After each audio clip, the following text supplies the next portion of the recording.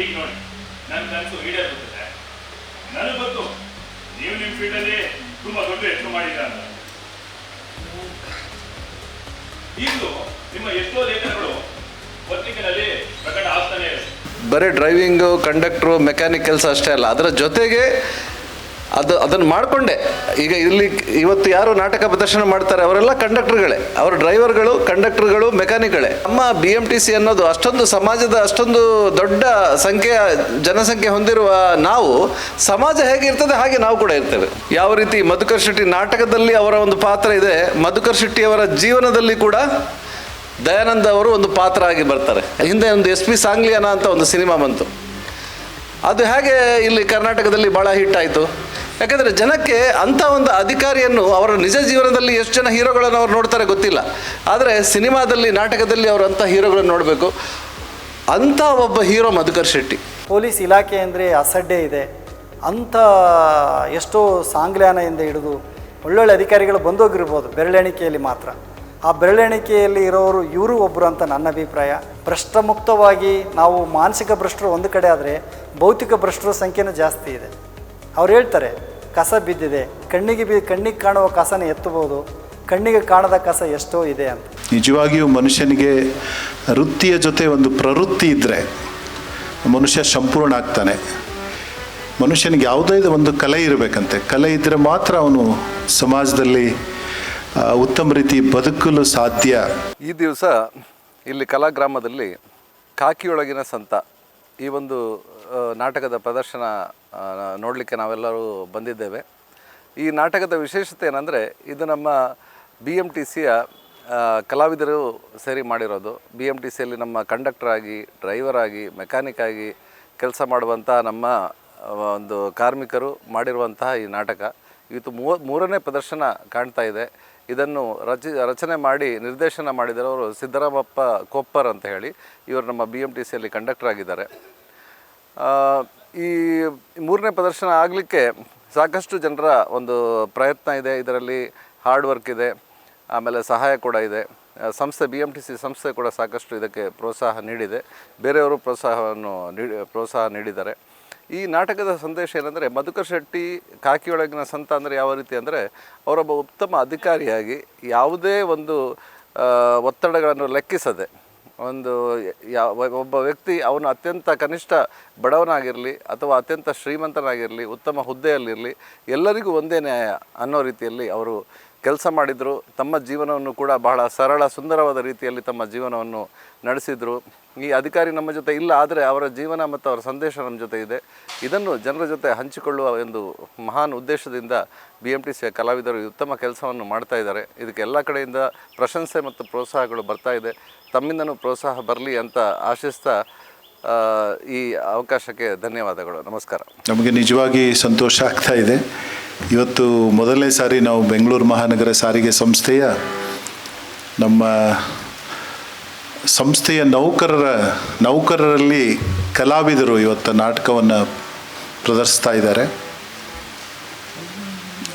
ಒಂದು ವಿಶೇಷ ಏನಂದರೆ, ಬೆಂಗಳೂರು ಮಹಾನಗರ ಸಾರಿಗೆ ಸಂಸ್ಥೆಯಲ್ಲಿ ಕೆಲಸ ಮಾಡುವ ನೌಕರರು ಹಗಲು ರಾತ್ರಿ ದುಡಿತಾರೆ.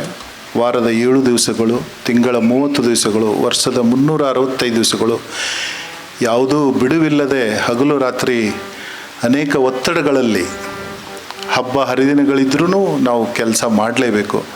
ಅಂಥ ಒಂದು ವಿಶೇಷದ ಕರ್ತವ್ಯದ ಮಧ್ಯೆ ನಮ್ಮ ನೌಕರ ಮಹಾಶಯರರು ಒಂದು ಕಲೆಯನ್ನು ಬೆಳೆಸ್ಕೊಂಡು ಇವತ್ತು ಎಲ್ಲ ಕಡೆ ಪ್ರದರ್ಶನ ಮಾಡ್ತಾ ಇರೋದು ನನಗೊಂದು ವಿಶೇಷ ಹೆಮ್ಮೆ ಅನ್ನಿಸ್ತಾ ಇದೆ. ನಿಜವಾಗಿಯೂ ಮನುಷ್ಯನಿಗೆ ವೃತ್ತಿಯ ಜೊತೆ ಒಂದು ಪ್ರವೃತ್ತಿ ಇದ್ದರೆ ಮನುಷ್ಯ ಸಂಪೂರ್ಣ ಆಗ್ತಾನೆ. ಮನುಷ್ಯನಿಗೆ ಯಾವುದೇ ಒಂದು ಕಲೆ ಇರಬೇಕಂತೆ, ಕಲೆ ಇದ್ದರೆ ಮಾತ್ರ ಅವನು ಸಮಾಜದಲ್ಲಿ ಉತ್ತಮ ರೀತಿ ಬದುಕಲು ಸಾಧ್ಯ.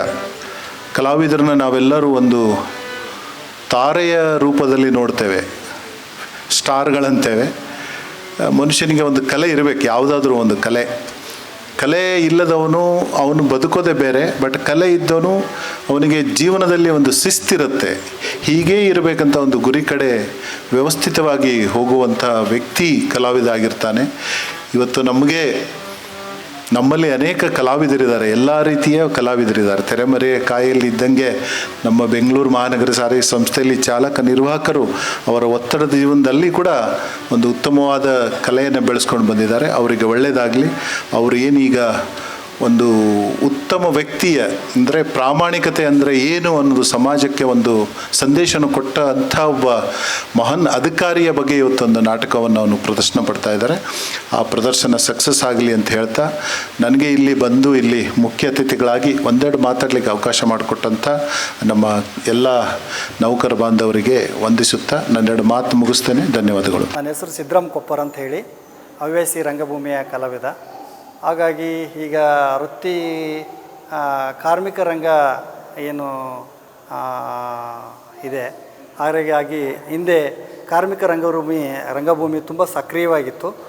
ಈಗ ಆ ನೆಲೆಯಿಂದ ಮಾತಾಡುವಾಗ ನಾನು ಕೂಡ BMTC ಎಂಪ್ಲಾಯಿ ಆಗಿದ್ದು, ಇಲ್ಲಿ BMTCಯಲ್ಲಿ ಸಾಂಸ್ಕೃತಿಕ ಕಲಾಕುಟೀರ ಅಂತ ಒಂದು 22 ವರ್ಷದಿಂದನೇ ಸ್ಥಾಪನೆ ಆಗಿದೆ.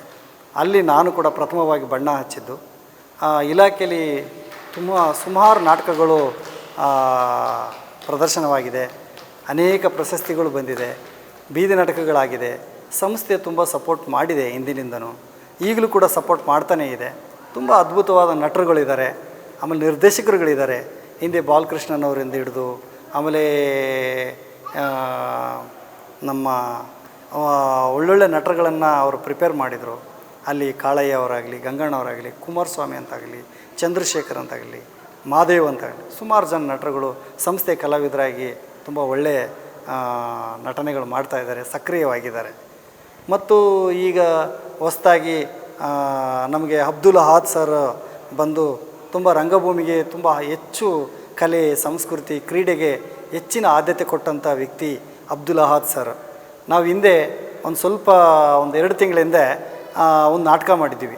ಅದು ತಾರಕ ಬಿಂದಿಗೆ ಅಂಥೇಳಿ ಕುಮಾರಸ್ವಾಮಿ ಅವರು ಸಂಯೋಜಕರು ಅವರು ನಿರ್ದೇಶನ ಮಾಡಿದರು.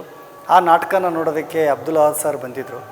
ಸರ್ ನಾಟಕ ನೋಡಿ, ನೀವು ಮಧುಕರ್ ಶೆಟ್ಟಿ ಬಗ್ಗೆ ಮಾಡಿದರೆ ಚೆನ್ನಾಗಿರುತ್ತೆ, ನೋಡಿ ಪ್ರಯತ್ನ ಪಡಿ ಅಂತ ಹೇಳಿದರು. ಆಗ ನಾನು ಸರ್ ಅದು ಹೇಗೆ, ಕಂಟೆಂಟ್ ಹೇಗೆ ಅಂತ ನಾನು ಕೇಳಿದಾಗ, ಇಲ್ಲ ನೀವು ಕಂಟೆಂಟು ಅವ್ರು ಎಲ್ಲೆಲ್ಲಿ ಸರ್ವಿಸ್ ಮಾಡಿದರು, ಏನೇನು ಸಾಧನೆ ಮಾಡಿದರು, ಸುಮಾರು ಫುಟೇಜ್ಗಳು ಸಿಗುತ್ತೆ, ಗೂಗಲ್ ನೋಡಿ, ಇನ್ನೊಂದು ಸ್ವಲ್ಪ ಅಧ್ಯಯನ ಮಾಡಿ ಅಂತ ಹೇಳಿದರು. ಅವ್ರ ಸಪೋರ್ಟಿಂದ ಇವತ್ತೊಂದು ನಾಟಕ ಹುಟ್ಟಕ್ಕೆ ಕಾರಣ ಆಯಿತು.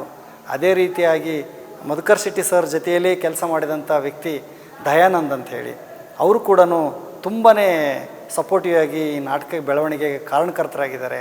ಮತ್ತು ಈ ನಾಟಕದ ಬರವಣಿಗೆಯಲ್ಲಿ ಕೂಡ ನಮ್ಮ ಯುವ ಬರಹಗಾರರು ಹನುಮಂತ ಆಲ್ಗೇರಿಯವರಾಗಲಿ, ಪಿ ಉಮಾ ಅವರಾಗಲಿ ಬರವಣಿಗೆ ಮಾಡಲಿ ತುಂಬ ಸಪೋರ್ಟಿವ್ ಆಗಿ ನಿಂತ್ಕೊಂಡು ಈ ನಾಟಕ ತಯಾರಾಗೋದಕ್ಕೆ ಎಲ್ಲರೂ ಸಪೋರ್ಟಿಯಾಗಿ ನಿಂತ್ಕೊಂಡು ಇವತ್ತು ಒಳ್ಳೆ ಪ್ರದರ್ಶನ ಕಾಣ್ತಾ ಇದೆ. ಈ ನಾಟಕ ತುಂಬ ಚೆನ್ನಾಗಿ ಒಳ್ಳೆ ಪತ್ರಿಕೆ ರಿವ್ಯೂ ಕೂಡ ಆಗಿದೆ. ಈ ನಾಟಕದ ಮೂಲಕ ನಾವೇನು ಹೇಳಕ್ಕೆ ಹೋಗ್ತಾ ಇದ್ದೀವಿ ಅನ್ನೋದಕ್ಕಿಂತ ಅವರ ಮೌಲ್ಯ ತುಂಬ ಇವತ್ತು ಪ್ರಸ್ತುತ ಬೇಕಾಗಿದೆ. ಯಾಕಂದರೆ ಅಂಥ ನೈತಿಕ ಜವಾಬ್ದಾರಿ ಇಟ್ಕೊಂಥ ಅಧಿಕಾರಿ, ಪೊಲೀಸ್ ಇಲಾಖೆ ಅಂದರೆ ಅಸಡ್ಡೆ ಇದೆ, ಅಂಥ ಎಷ್ಟೋ ಸಾಂಗ್ಲ್ಯಾನೆಯಿಂದ ಹಿಡಿದು ಒಳ್ಳೊಳ್ಳೆ ಅಧಿಕಾರಿಗಳು ಬಂದೋಗಿರ್ಬೋದು ಬೆರಳೆಣಿಕೆಯಲ್ಲಿ ಮಾತ್ರ. ಆ ಬೆರಳೆಣಿಕೆಯಲ್ಲಿ ಇರೋರು ಇವರು ಒಬ್ಬರು ಅಂತ ನನ್ನ ಅಭಿಪ್ರಾಯ. ಯಾಕೆಂದರೆ ಅವರ ಜೀವನ ಶೈಲಿನೇ ಒಂದು ಅದ್ಭುತ. ಯಾಕೆಂದರೆ ಸರಳವಾಗಿ, ಸಹಜವಾಗಿ, ಅಷ್ಟೇ ಸಾಮಾನ್ಯರಿಗೆ ಮುಕ್ತವಾಗಿ ಸಿಗುವಂಥ ವ್ಯಕ್ತಿ ಅಂದರೆ ಡಾಕ್ಟರ್ ಮಧುಕರ್ ಶೆಟ್ಟಿ ಸರ್ ಅಂತ ನನ್ನ ಅಭಿಪ್ರಾಯ. ಯಾಕಂದರೆ ಅಂಥ ವ್ಯಕ್ತಿಯ ಜೀವನ ಮೌಲ್ಯವನ್ನು ಆಧಾರಿತ ಒಂದು ರಂಗದ ಮೇಲೆ ಒಂದು ನಾಟಕ ರೂಪುಗೊಳ್ಳುತ್ತಂದರೆ ರಂಗಭೂಮಿಗೆ ಒಂದು ಒಳ್ಳೆಯ ನಾಟಕ ಆಗಿ ಅವರ ಜೀವನ ಕಥಾವಸ್ತು ಬಂದಿದೆ. ಹಾಗಾಗಿ ಜನರು ಒಳ್ಳೆಯ ಅಭಿಪ್ರಾಯನ ಬರ್ತಾ ಇದೆ. ಹಾಗಾಗಿ ನಮಗೆ ಭಾಳ ಖುಷಿ ಆಗ್ತಾಯಿದೆ. ಯಾಕೆಂದರೆ ಇವತ್ತು ಪೊಲೀಸ್ ಇಲಾಖೆಯಲ್ಲಿ ಭ್ರಷ್ಟರೇ ತುಂಬಿದ್ದಾರೆ ಅನ್ನೋವಂಥ ಸಂದರ್ಭದಲ್ಲಿ ಭ್ರಷ್ಟಮುಕ್ತವಾಗಿ ನಾವು ಮಾನಸಿಕ ಭ್ರಷ್ಟರು ಒಂದು ಕಡೆ ಆದರೆ ಭೌತಿಕ ಭ್ರಷ್ಟರ ಸಂಖ್ಯೆನೂ ಜಾಸ್ತಿ ಇದೆ. ಅವ್ರು ಹೇಳ್ತಾರೆ ಕಸ ಬಿದ್ದಿದೆ, ಕಣ್ಣಿಗೆ ಕಾಣುವ ಕಸನ ಎತ್ತಬಹುದು, ಕಣ್ಣಿಗೆ ಕಾಣದ ಕಸ ಎಷ್ಟೋ ಇದೆ ಅಂತ. ಹಾಗೆ ಮಧುಕರ್ ಶೆಟ್ಟಿ ಸರ್ ಇನ್ನೊಂದು ಹೇಳ್ತಾಯಿದ್ರು, ಯಾವುದೇ ಸಂದರ್ಭದಲ್ಲಿ ಯಾವುದೇ ಇದರಲ್ಲಿ ಒಂದು ಅಪರಾಧ ನಡೆದರೆ ಆ ಅಪರಾಧನ ಅದನ್ನು ಪ್ರತಿಭಟಿಸಬೇಕು, ಪ್ರಶ್ನಿಸಬೇಕು ಅನ್ನುವಂಥದ್ದನ್ನು ಅವರು ತೋರಿಸ್ಕೊಟ್ಟಿದ್ದಾರೆ. ನಾವು ನಡೆದ ಅಪರಾಧಕ್ಕೂ ನಾವು ಏನಾದರೂ ಮೌನವಾಗಿದ್ದರೆ ಆ ಅಪರಾಧದ ಪಾಲುದಾರರು ನಾವು ಕೂಡ ಅಂತ ಅನ್ನೋಂಥದ್ದು ಅವ್ರ ಸಂದೇಶವಾಗಿತ್ತು.